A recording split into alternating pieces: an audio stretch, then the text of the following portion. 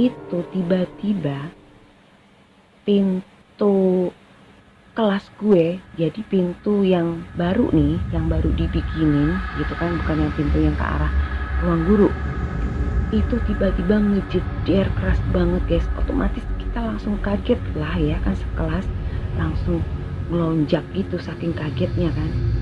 Ya gimana enggak, pintu tiba-tiba ngejeder. Itu padahal pintu tadinya tuh tertutup guys, dan itu pintu berat loh guys. Itu pintu tuh kayunya tuh berat gitu, gak mungkin bisa ngebuka sendiri. Halo guys, ketemu lagi bareng gue Adele di channel Real Horror Story. Dimana di channel ini akan menceritakan tentang kisah-kisah mistis berdasarkan pengalaman nyata atau real story. Dan sebelum gue lanjut, silahkan klik tombol like dan juga subscribe bagi kalian yang belum subscribe. Dan juga klik tombol lonceng supaya kalian akan mendapatkan notifikasi jika ada video-video terbaru dari Real Horror Story. Dan juga jangan lupa untuk komen serta share jika kalian suka dengan channel gue ini. Terus besoknya lagi gitu kan, pas pelajaran juga guru ini gitu, pelajaran bahasa Inggris lagi, itu kan di bagian belakang kelas gue itu kan masih ada beberapa lemari jati yang gede. Itu ada lemari jati yang dicat hitam gitu. Nah, lemarinya itu isinya mesin ketik guys. Jadi dulu waktu gue masih SMP itu ada pelajaran mengetik, juga ada pelajaran komputer. Kalau anak-anak sekarang kan itu hanya komputer ya. Nah, ini ada pelajaran mengetik yang pakai mesin ketik manual tuh guys. Nah, di situ ada beberapa tipe mesin ketik ya. Ada yang merek terbaru keluaran tahun itu, dan ada yang jadul gitu, yang hitam yang gede berat tuh guys. Nah, itu masih ada mesin ketiknya. Itu disimpan di lemari itu. Nah, lemari ini kan juga berat karena kan itu memang benar-benar lemari jati gitu. Itu biasanya kan pintunya tuh ditutup gitu ya. Pintu lemarinya itu kan ditutup. Itu nggak ngerti kenapa si guru ini kebetulan pelajaran bahasa Inggrisnya itu emang setelah jam habis istirahat kedua guys. Jadi kalau di kelas gue itu kalau masih pagi sampai istirahat pertama sebelum istirahat kedua itu nggak pernah ada kejadian yang aneh-aneh guys. Kejadian yang aneh-aneh itu mulai setelah istirahat kedua kayak gitu. Dan itu kejadian itu juga setelah temen gue ini nggak ada, si Dito. Nah, waktu itu pelajaran bahasa Inggris setelah istirahat kedua kan, pas lagi pelajaran berlangsung, itu pintu lemarinya kayak ngebuka nutup sendiri guys. Jadi ngejeder gitu, kayak kalau kena angin. Padahal pintu kelas yang di belakang gitu itu kan ketutup guys, itu ditutup. Jadi kan nggak ada angin. Itu kenapa pintu lemarinya bisa ngebuka nutup sendiri gitu. Di bumi kan jeder gitu kan. Itu ngerti nggak guys? Langsung pelajaran bahasa Inggris dihentikan saat itu juga, dan guru gue kembali ke ruang guru kayak gitu. Jadi anak-anak cuma dikasih tugas untuk dikumpulin di ruang guru nantinya. Jadi gurunya pergi guys, jadi kita nggak ada guru ya. Terus kebayangkan rame lah pasti, namanya juga kelas. Kalau nggak ditungguin guru kayak gimana sih ya. Cuman kalau rame-ramenya juga nggak terlalu rame-rame banget sih, karena kan dikasih kerjaan kan, dikasih tugas yang harus dikumpulin juga saat itu gitu. Itu seperti itu. Nah, hari berikutnya lagi setelah istirahat kedua itu kelas gue bau wangi guys. Bau wangi kayak bau melati gitu. Terus kadang-kadang tuh juga kayak bau minyak yang untuk jenazah kan biasanya dikasih minyak tuh kan. Nah, itu bau minyak itu guys. kayak gitu. Terus kadang-kadang juga kayak bau anyir gitu, kayak bau anyir darah gitu kan. Cuman nggak terlalu sih kalau itu, kadang-kadang kayak hilang gitu, cuman tipis gitu terus hilang. Tapi kalau bau wangi itu iya gitu. Terus mulai deh ada beberapa temen yang kayak seolah melihat ada yang duduk di bangkunya si Dito yang kosong. Kebetulan kan dia duduknya pojok nih deket tembok gitu kan. Ada beberapa teman gue yang kayak ngeliat sekilas gitu, jadi kaget kan, otomatis ada yang duduk situ. Tapi pas dilihatin lagi nggak ada. Nah, itu udah nggak kondusif di sekolah gitu. Jadi udah pada heboh sampai akhirnya berita itu sampai ke wali kelas gue. Jadi itu selama seminggu lebih, hampir 2 minggu kejadiannya tuh seperti itu terus gitu. Setelah 3 hari itu nggak ada. Jadi masuk minggu kedua gitu kan, akhirnya wali kelas gue itu datang ke kelas gue gitu. Itu pas pelajarannya dia sih. Kebetulan wali kelas gue itu kan mengampu pelajaran olahraga dan teori olahraga. Jadi hari itu kita nggak ada olahraga, kita di kelas. Karena ada beberapa teman gue yang ngadu ke wali kelas tentang kejadian di kelas gue gitu. Jadi akhirnya wali kelas gue itu milih ya udahlah kita stay di kelas aja. Dia pengen ngerti gitu, bener nggak sih apa yang dibilang sama teman-teman kayak gitu. Dan ternyata bener guys. Setelah jam pelajaran kedua, setelah istirahat kedua maksudnya ya, itu mulai dingin. Wali kelas gue tuh udah ngerasa, dia bilang, tumben kok dingin ya di sini, kata dia gitu. Nah terus temen bilang, nah iya kan Pak, dingin kan. Cuman kan dia nggak terlalu mikirin gitu kan, nggak terlalu nganggep maksudnya. Dia tetap udah, dia tetap fokus ngajar. Itu teori olahraga gitu. Nah saat itu pintu kelas itu kan tetap tertutup seperti biasa. Tiba-tiba kertas yang di meja guru terbang guys. Jadi kayak ketiup angin gitu. Otomatis wali kelas gue kan agak kaget gitu kan. Karena kan kalaupun itu dari kipas angin, kalau memang dari kipas angin ya pasti udah dari kemarin-kemarin dong ada kertas di meja guru terbang. Ini mah nggak pernah gitu. Nah ini kok bisa itu kertas terbang tiba-tiba, angin dari mana? Sementara kan nggak ada lubang angin di kelas gue gitu. Gue sempat ngeliat di wali kelas gue, liatin gitu, tapi dia nggak terlalu bereaksi berlebihan. Ya cuman diambil aja, akhirnya kertas itu kan jatuh ke lantai, diambil dibalikin lagi ke tempatnya. Sampai kemudian tiba-tiba pintu kelas gue ngebuka sendiri dan ngetutup. Memang enggak ngejeder guys, enggak seperti sebelumnya ngejeder keras, tapi ini bener-bener pintu kebuka dan bunyi krep, terus nutup lagi ceklek guys. Padahal itu pintu kelas ketutup. Kebayang kan?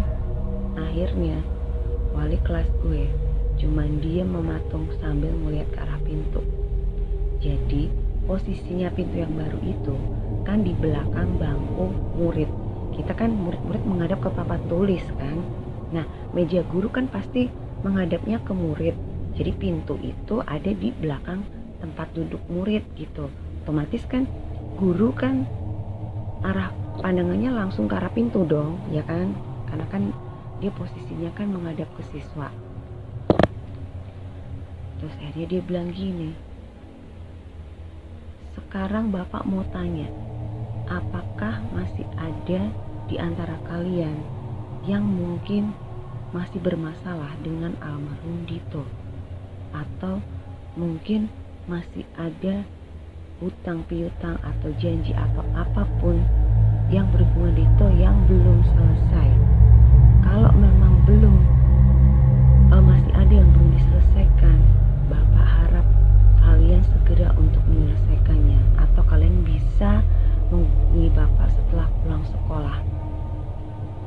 kalian bisa ceritakan apa yang terjadi. Kayak gitu guys. Langsung deh kita semua diem kan waktu itu. Dan akhirnya wali kelas gue ini mutusin untuk ngadain doa bersama setiap pulang sekolah. Jadi dia minta izin sama kepala sekolah selama 3 hari berturut-turut itu dia mengambil jam pelajaran terakhir sekitar 30 menit untuk doa bersama di kelas gitu guys. Akhirnya mulai hari itu sampai 3 hari kemudian setiap mau pulang sekolah kita mengadakan doa bersama di kelas untuk arwah si Dito ini gitu, supaya dia tenang di sana jika memang masih ada yang tertinggal gitu kan, supaya dia bisa ikhlas seperti itu.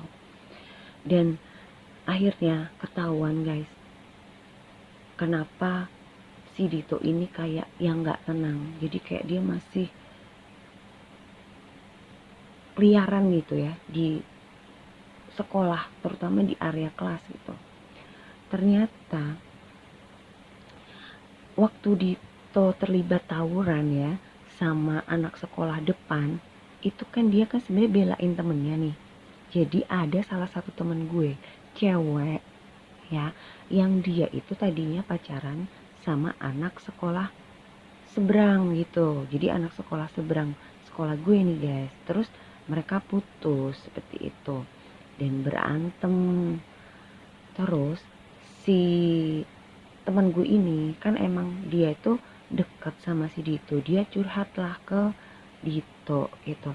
Nah si Dito nggak terima karena teman gue ini kayak dilecehin secara verbal gitu guys, ya mungkin dimaki-maki gitu kan sama mantan pacarnya gitu, dikata-katain lah intinya. Terus si Dito ini nggak terima, dia ngedatengin si cowok ini, mantan pacarnya temen gue gitu kan. Nah, sebut aja temen gue ini Rika gitu lah ya. Nah akhirnya kan si Dito ini ngedatengin mantan pacarnya si Rika gitu. Terus negur lah istilahnya, si Dito ini negur gitu, kok kayak gitu loh, dia memperlakukan si Rika. Ya udah kalau mau putus ya putus aja, maksudnya kayak gitu, nggak usah pakai maki-maki nyakitin gitu kan.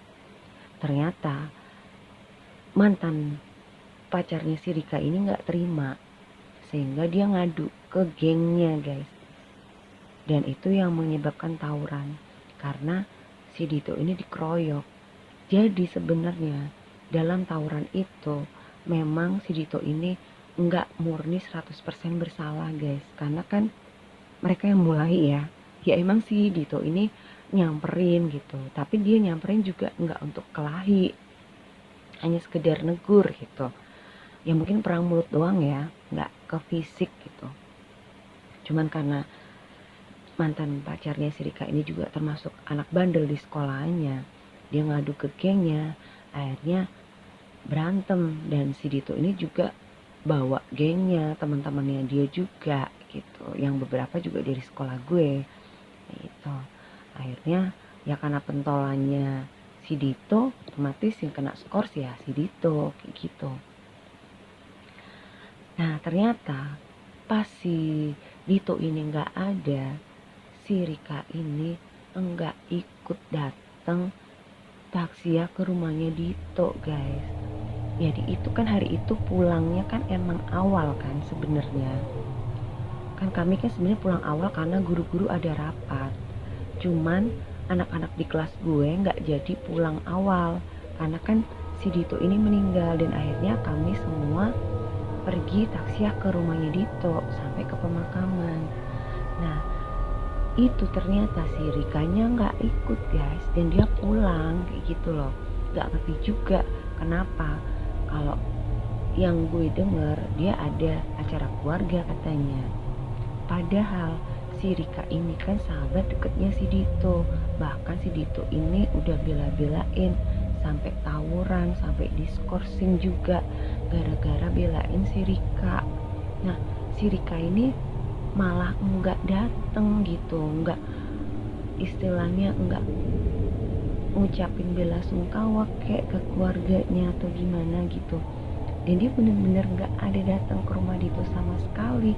Bahkan besokannya juga setelah dia tahu Dito enggak ada, jadi dia itu baru tahu pas Dito enggak ada tuh besoknya gitu kan. Kalau menurutnya dia kayak gitu. Itu dia benar-benar nggak ada datang untuk apa sih, bersimpati gitu atas meninggalnya Dito kayak gitu. Padahal dia udah dibela-belain kan guys gitu kan. Dia tuh udah bela-belain ya demi dia lah gitu. Dan si Rika ini menceritakan semuanya sambil nangis di depan wali kelas gue guys gitu. Akhirnya wali kelas gue mutusin untuk nyuruh si Rika datang ke keluarganya Dito untuk mengucapkan bela sungkawa lah ya, ikut bersimpati gitu, dan datang ke makamnya si Dito.